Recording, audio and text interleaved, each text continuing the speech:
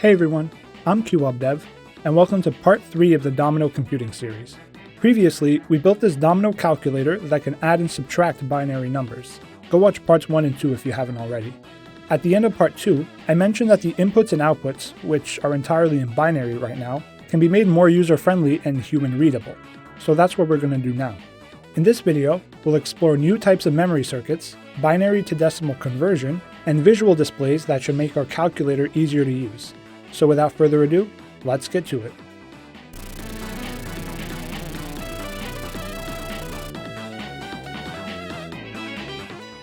Before we begin, a huge shout out to my very first channel member, MiniRot. I hope I said that right. I really appreciate the support, and I'm so glad you're enjoying the videos. Thank you. If you'd like to support the channel, click join down below. It means a lot to me. Okay, let's start with the inputs. The first improvement we can make is adding a decimal interface so that we no longer have to enter values in binary. We can create a row of triggers labeled from 0 to 15, allowing the user to simply click the trigger that matches the number they want to enter. And, what more is there to say? An interesting thing about this interface is the fact that we expect one and only one of these triggers to be hit at a time. Choosing 0 or multiple numbers at once just makes no sense. A group of bits that behave this way is called a one-hot, meaning only one of these lines should ever be active.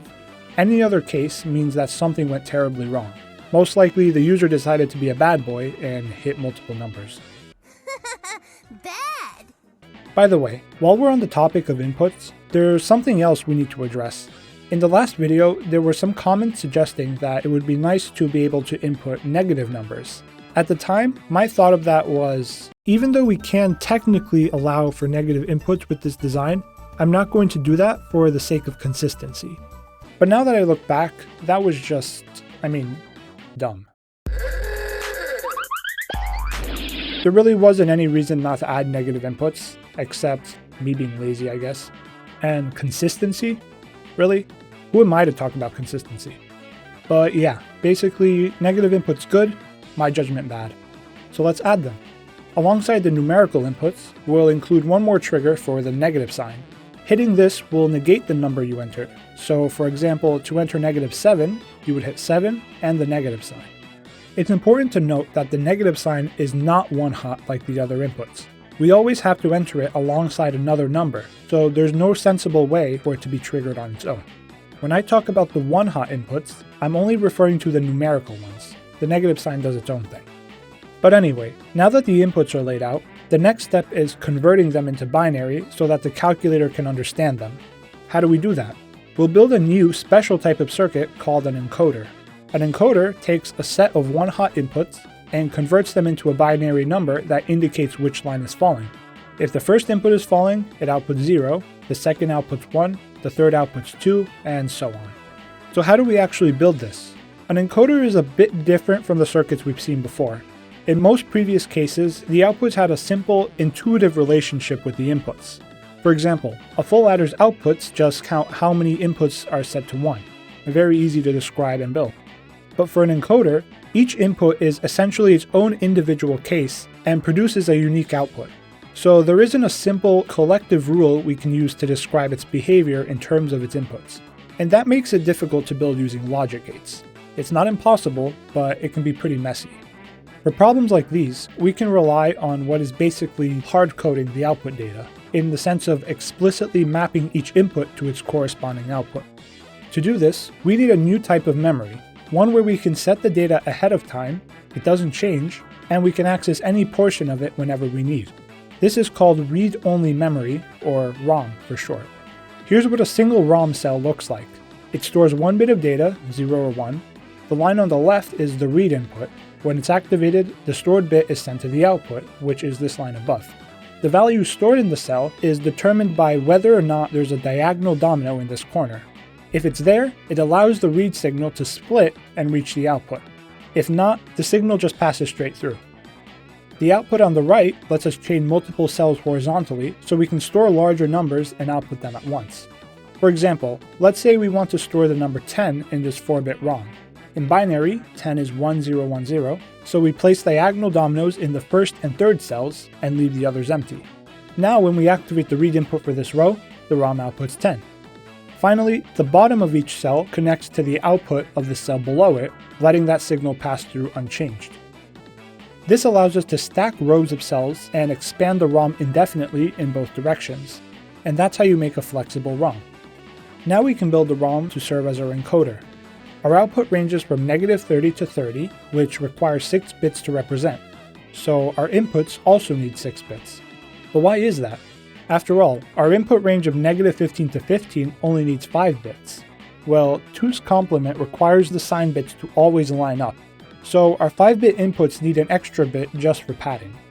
Anyway, let's build a ROM that's 6 bits wide and 16 bits tall. We'll use the 1-hot inputs as the read signals, and in each row, we'll store the binary number that corresponds to that input. This method is fast, simple, and much more compact than anything we could have built using logic gates. Now let's get to the next problem. This ROM completely ignores the negative sign, so we don't have a way to enter negative numbers yet. How do we fix this? We can add a second ROM alongside the first that encodes the negative values. The negative sign will control which ROM's output gets sent to the adder. If it's hit, we'll use the negative ROM, and if not, we'll use the positive one. We can hold the ROM outputs in place using AND memory cells, which are read during the calculation by the start trigger. This way, it doesn't matter when nor in what order we enter the inputs. To switch between the positive and negative ROMs, we'll build a setup where the negative sign blocks the positive lines and activates a separate set of AND memory cells for the negative lines. If the negative sign is not hit, the positive lines pass through and the negative lines stop at the memory cells. If it is, it blocks the positive lines and triggers the memory cells so the negative lines can pass through instead. This behavior is a rough example of another type of circuit called a multiplexer. A multiplexer takes a set of inputs and chooses which of those inputs become the output using one or more control lines. In this case, that control line is the negative sign. And that's pretty much it for our inputs. Now we just duplicate the whole circuit for the second input, and there we go. We can enter numbers entirely in decimal. Yay. Alright, now that our inputs are decimalized, wait, is that even a word? I don't know, whatever, I'm going with it. Now that our inputs are decimalized, let's focus on the outputs. Instead of a bland binary output, it would be much better if we just had a decimal readout. Ever seen those common number displays on calculators, clocks, or billboards? This is a 7-segment display, a primitive yet iconic numerical output device. It's made up of, unsurprisingly, 7 segments that can either be on or off. By lighting up different combinations of segments, you can display every digit from 0 to 9. Given our output range of -30 to 30, we'll need 2-digit displays, plus an extra segment for the negative sign. Our goal now is to convert the output of our adder into the right combination of segments to display the correct result. It's a pretty long process overall, but luckily it can be split down into multiple steps. The first step is deciding whether the negative sign should be on or off. That on its own is really simple. We just look at the sign bit of our answer and use it to directly control the negative sign on the display. But there's a small catch. Let's say our result is -15, or 110001 in binary. The sign bit is 1, so the negative sign lights up, which is good. But here's the problem. The remaining bits represent 17, which would give us the wrong output.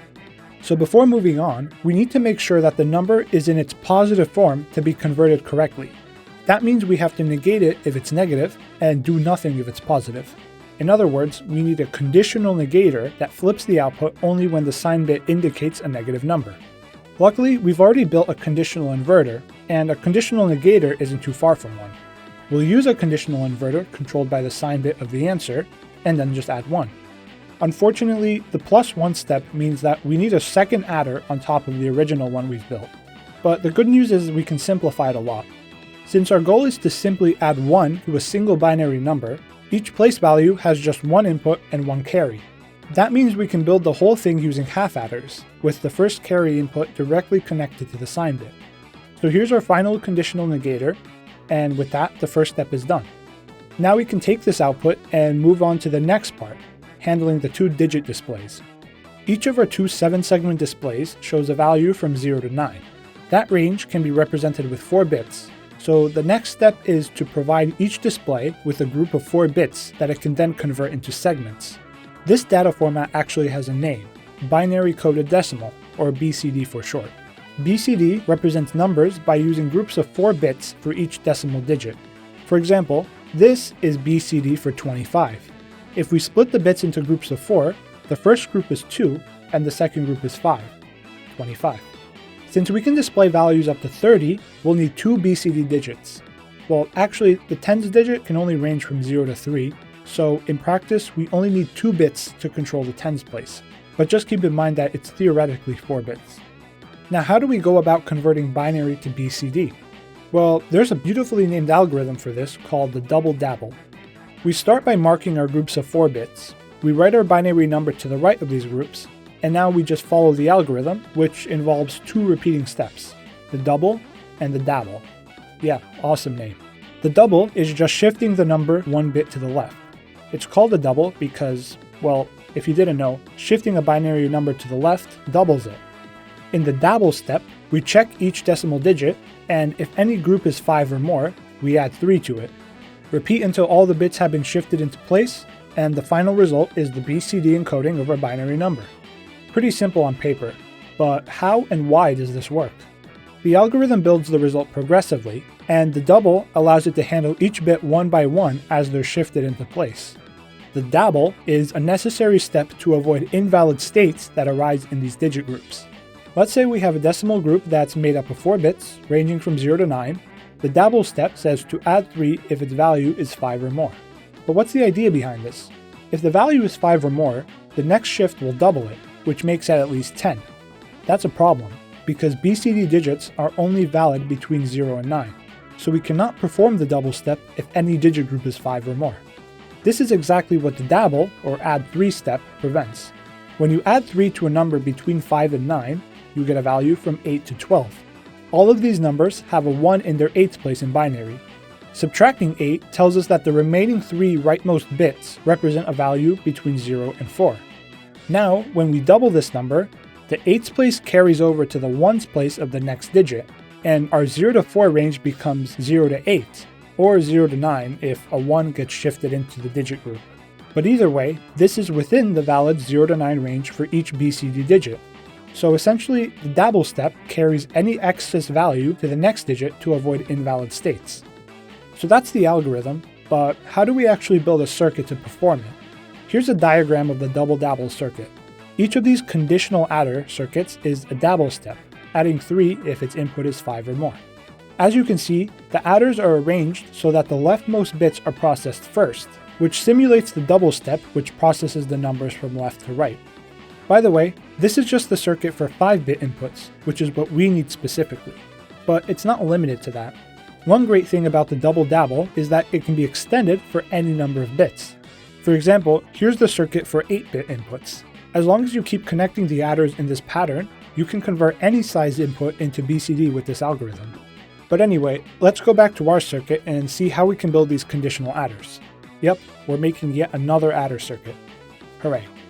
But really, don't worry. This addition is so simplified that we can cheat it quite a bit. So if the input is between 0 and 4, we leave it unchanged, and if it's between 5 and 9, we add 3. That's it. With only 10 possible combinations, it's totally feasible to just hardcode this in a ROM instead of building out another adder circuit. So here it is, with 10 one-hot inputs for values 0 to 9, and a 4-bit output. In the rows for 0 to 4, I just encoded the same value, and for 5 to 9, I encoded those values plus 3. Now the last thing to do is to convert our binary number input into one-hot lines so that I can select which row of the ROM to read. Essentially an encoder in reverse. Alright, time for a pop quiz. If a one-hot to binary circuit is called an encoder, what do you think a binary to one-hot circuit is called? A, a banana, B, a decoder, C, subscribe, or D, all of the below. If you answered A or C, you get bonus points for creativity, but sadly they're wrong.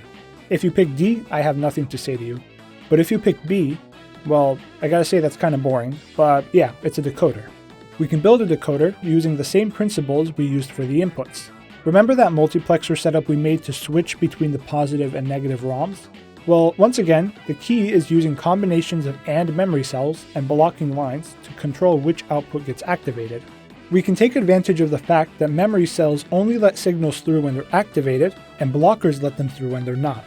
So what happens if we line up a combination of them like this?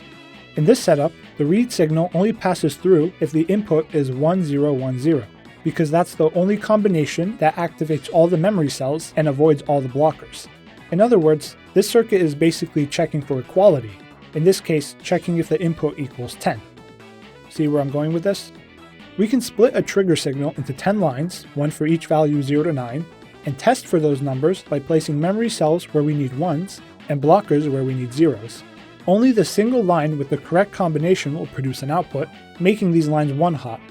We can then feed those lines into the ROM, and just like that, we have our conditional adder. It takes a 4-bit number, and when triggered, looks it up in the ROM to add 3 to it if necessary. With the conditional adder finished, all we have to do is copy it and connect everything together as necessary. And just like that, we've got a working binary to BCD converter. The left 2 bits of the output represent the tens place, and the other 4 bits are the ones. Alright, we're almost there.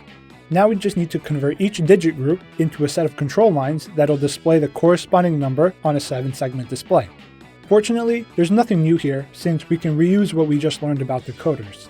We'll use a decoder to turn the BCD into one-hot lines from 0 to 9, and then feed those into a ROM where each row activates the right combination of segments for the display. And of course, the very last step is to simply build the 7-segment display itself. Here's what it looks like. Each control line connects to a segment and knocks over every domino in that segment, effectively turning it on. The 7 control lines are connected to the ROM and decoder we just built. Now we add the second one, and since the tens place can only be from 0 to 3, that ROM only needs 4 rows. Finally, add an extra lone segment for the negative sign, and boom, there's our full decimal display. And that should be it. Here's the final circuit in all its glory. God, look at this thing. Can we even call it a calculator anymore? It's well under 50% calculator at this point. Anyway, let's give it a test. I'm going to enter -14 plus 12. So for the top input, we'll hit the negative sign in 14, and for the bottom input we'll hit 12, as well as hit the operator bit for subtraction. Then, after everything's settled, we'll hit the start trigger and let this boy rip. Alright, let's do this. Cue yet even more overly intense music in 3, 2, 1, go!